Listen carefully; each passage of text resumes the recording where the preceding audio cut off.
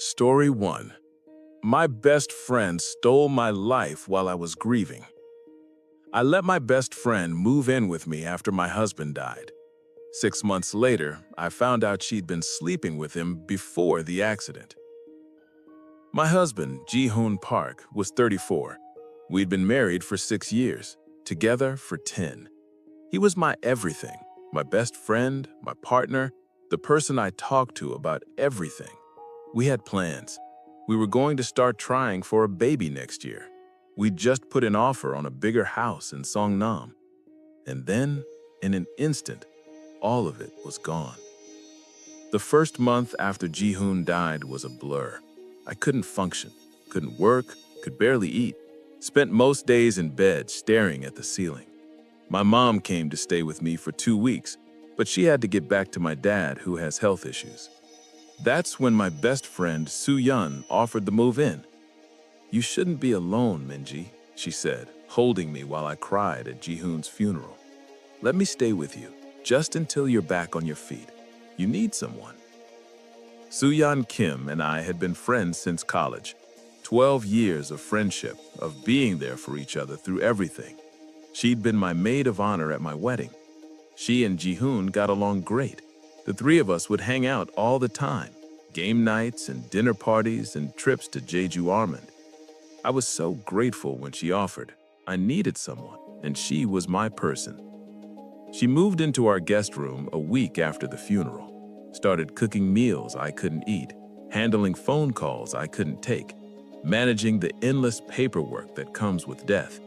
She went with me to the lawyer, to the bank, to all the places where I had to prove Ji-hoon was dead and figure out what came next. She was amazing, supportive, caring, patient with my grief. When I'd wake up at 3 a.m. crying, she'd be there. When I couldn't get out of bed, she'd sit with me. When I finally went back to work at the marketing firm after 3 months, she'd have dinner ready when I got home. I don't know what I would have done without her. 2 months ago, I was going through Ji-hoon's things. I'd been avoiding it, but I needed to start sorting through his clothes, his papers, the physical remnants of his life. Soo-yeon offered to help, but I said I needed to do it alone. In his desk drawer, I found his laptop, his personal one, not his work computer from the software company. I opened it, thinking maybe I'd find photos of us, memories I could hold on to. What I found destroyed me all over again. His email was still logged in, and there in his inbox were emails from Soo-yeon. At first, I thought they were just normal friend emails, but the subject lines made my stomach drop. "Can't stop thinking about last night. When can I see you again? Minji is working late tomorrow." I clicked on the first one. It was from 7 months before Ji-hoon died. "Last night was incredible. I know we said it was just once, but I can't stop thinking about you, about us. I know this is wrong. I know she's my best friend, but what we have feels so right." I read them all. Months of emails. They'd been having an affair for almost a year before he died. Meeting up when I was at work, when I was visiting my parents in Daegu, when I was at my book club every Thursday night. There were details that made me physically sick about things they'd done in our bed, in our house, in the guest room where she was currently living. The last email was from 2 days before his accident. "I think we need to tell Minji. I can't keep lying to her. She deserves to know. We can figure this out together, the three of us. Maybe there's a way." He died before they could tell me, before I could know that my marriage was a lie, that my best friend had been betraying me, that the two people I trusted most in the world had been deceiving me. I sat there on our bedroom floor, Ji-hoon's laptop open in front of me, and I felt something inside me shatter all over again. The grief I've been carrying wasn't just for Ji-hoon anymore. It was for everything. For my marriage that wasn't what I thought it was. For my friendship that was built on lies. For the life I thought I had that never really existed. I wanted to scream, to throw the laptop against the wall, to run downstairs and confront Soo-yeon, demand to know how she could do this to me. But I didn't. Because here's the thing. Soo-yeon doesn't know that I know. She thinks Ji-hoon took his secret to his grave. She thinks I'm grieving the perfect husband, and she's being the perfect friend helping me through it. She has no idea I've discovered the truth, and I haven't told her.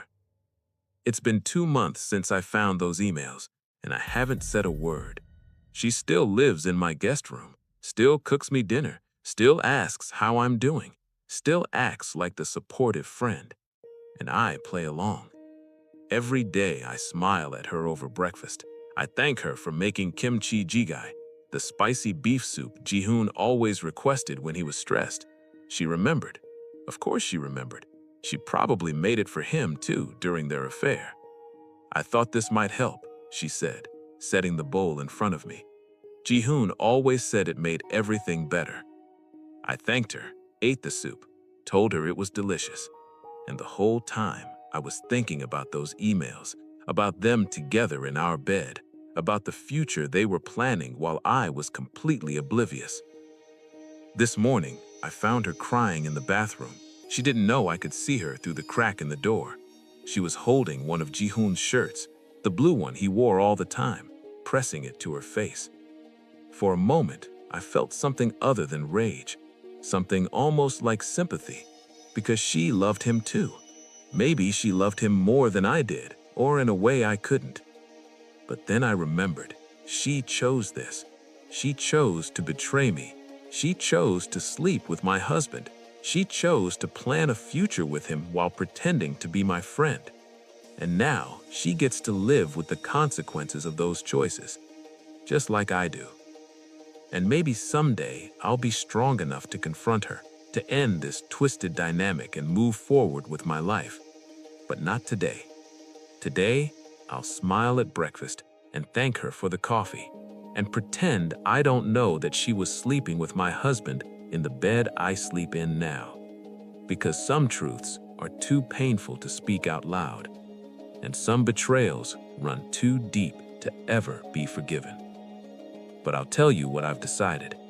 I'm going to keep her here, keep her trapped in this lie. Let her take care of me, the woman whose life she tried to steal. Let her grieve in silence while I grieve out loud. It's not much of a revenge, but it's all I have. And some nights, when I hear her crying softly in the guest room, I wonder if maybe it's enough.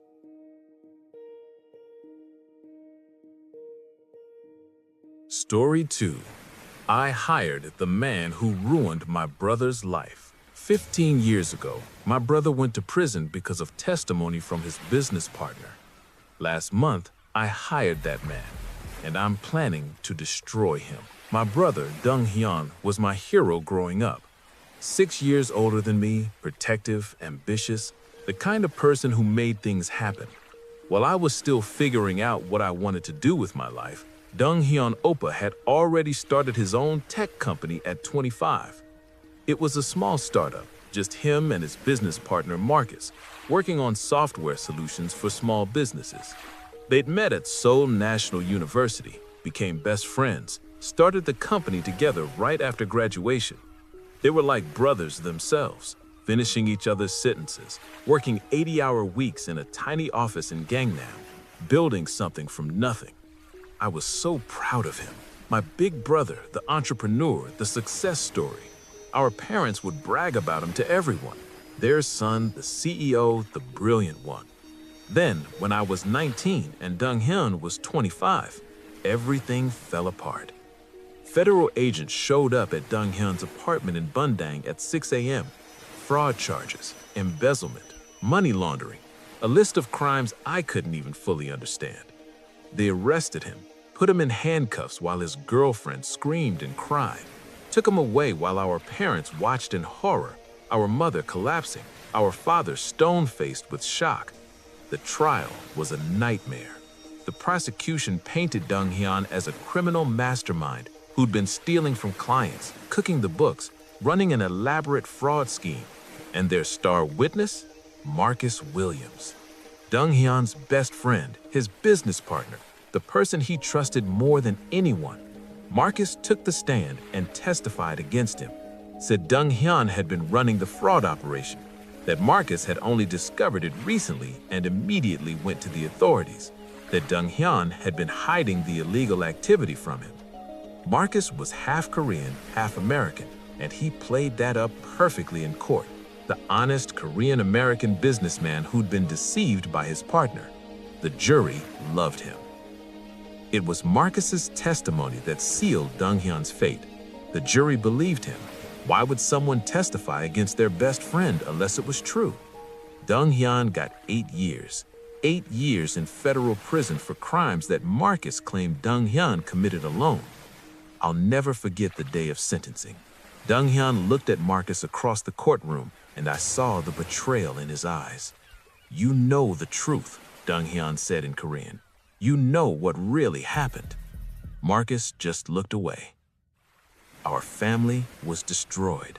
My parents spent their retirement savings on lawyers and appeals that went nowhere. My mother aged 10 years in one, her hair going completely gray within months. My father had a heart attack from the stress 2 years into Dong Hyun's sentence. And Dong Hyun? Dong Hyun went to prison at 25 and came out at 33. 8 years of his life gone. When he got out, he was different, harder, quieter. The light that had made him special was gone. He couldn't get a job with his record, couldn't get loans to start over, couldn't rebuild what had been taken from him. He works in a warehouse now in Guro, makes $22,001 an hour doing manual labor. He's 40 now, living in a tiny Gosiwon room, barely scraping by. All his ambition, all his talent from SNU, wasted. And Marcus? Marcus took over the company after Dong Hyun went to prison, built it into something huge, sold it 5 years ago for 60 billion won. He's a successful tech executive now, living in San Francisco, married with 2 kids, giving TED Talks about entrepreneurship and innovation. He built his empire on my brother's ruins. For 15 years, I've watched Marcus thrive while Dong Hyun suffered. I've seen Marcus on magazine covers, heard him on podcasts, seen him celebrated as a business success story. And no one knows the truth except Dong Hyun and Marcus. Dong Hyun has always maintained his innocence, says Marcus was the one running the fraud, that Dong Hyun discovered it and confronted him, and Marcus turned it around and blamed Dong Hyun first. Says Marcus had destroyed evidence and manipulated the books to make Dong Hyun look guilty. But there's no proof. It's Dong Hyun's word against Marcus's, and Marcus was the one who cooperated with the feds, who testified, who looked like the honest partner trying to do the right thing. I believed Dong Hyun then. I believe him now. And I've spent 15 years waiting for my chance to make this right. That chance came last month. I'm the CEO of a mid-sized tech company now. Worked my way up over 15 years, built my own success, learned everything I could about business and technology. I built my career quietly, using my mother's maiden name professionally, Hae-jin Choi instead of Hae-jin Lee, so no one would connect me to Dong Hyun's case. We were looking for a new VP of operations, someone with experience, connections, vision. We had interviews lined up with several candidates, and there in the pile of applications was Marcus Williams. I couldn't believe it at first. After all these years, fate was handing me exactly what I wanted. Marcus was looking for a new position. His company had been acquired and he was being pushed out in the merger. He needed a job, and I could give him one. I made sure I was on the interview panel, watched him walk into our conference room in Gangnam, confident and polished, with no idea who I was. Why would he? I was 13 when he last saw me, and I'm using a different last name now. I'd also gotten laser eye surgery, changed my hair, dressed completely differently than the little sister he might vaguely remember. He was impressive in the interview, I'll give him that. Charismatic, smart, experienced. He talked about his track record, his successes, his vision for operations excellence. He mentioned the company he'd built with a partner who unfortunately had to leave due to legal issues. Didn't mention Dong Hyun by name, just glossed over it like it was an unfortunate detail, not a life he destroyed. The other interviewers loved him. They're perfect, they said. Exactly what we need. I agreed, and I made sure we hired him. Marcus started 3 weeks ago. He reports directly to me, has no idea that the CEO he's working for is the little sister of the man whose life he ruined, and I'm planning to destroy him. Not quickly, not obviously. I need to be smart about this, patient. I need to do this right so it can't be traced back to me, so it looks natural. I've started small, giving him projects that are set up to fail, presenting his ideas to the board in ways that make them sound weak, slowly undermining his credibility. Yesterday, I assigned him a client account that I know is impossible, a startup that's about to go under, demanding impossible timelines. I positioned it as a great opportunity to prove himself. He accepted enthusiastically, not knowing I've set him up for a spectacular failure. I've also started digging into his past, looking for evidence of what really happened with Dong-hyun. There has to be something, some proof that Marcus was the one running the fraud, that he framed my brother. I've hired a private investigator in Seoul, told them to look into Marcus's financials from 15 years ago, his communications, anything that might prove Dong-hyun's innocence. The investigator already found something interesting. Marcus had a gambling problem back then. Secret debt to private lenders, the kind that don't show up in official records. He'd been desperate for money right around the time the fraud was happening. It's not proof yet, but it's a thread I can pull. If I can find proof that Marcus committed the crimes Dong-hyun went to prison for, I can destroy Marcus's career, his reputation, maybe even get Dong-hyun's conviction overturned. And if I can't find proof, I'll still destroy him, just in different ways. I'll make sure his time at this company is miserable. I'll block every initiative he proposes. I'll give him impossible deadlines and inadequate resources. I'll make sure he fails spectacularly and publicly.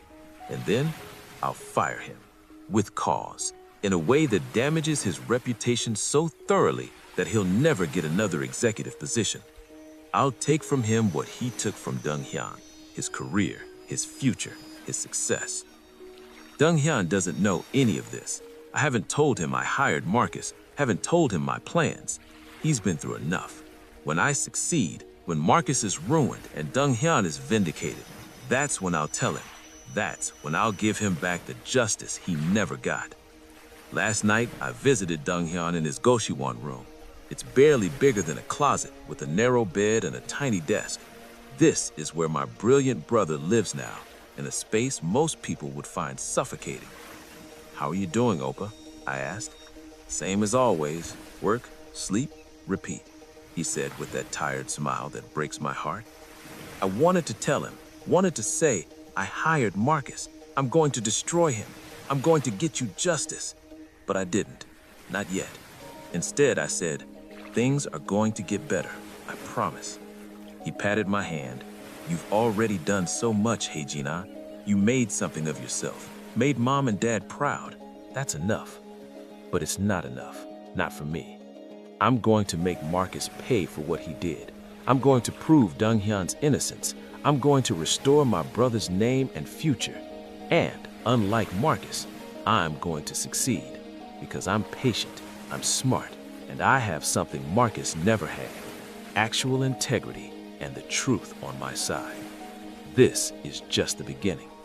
Marcus destroyed my brother's life. Now I'm gonna destroy his. Slowly, methodically, completely.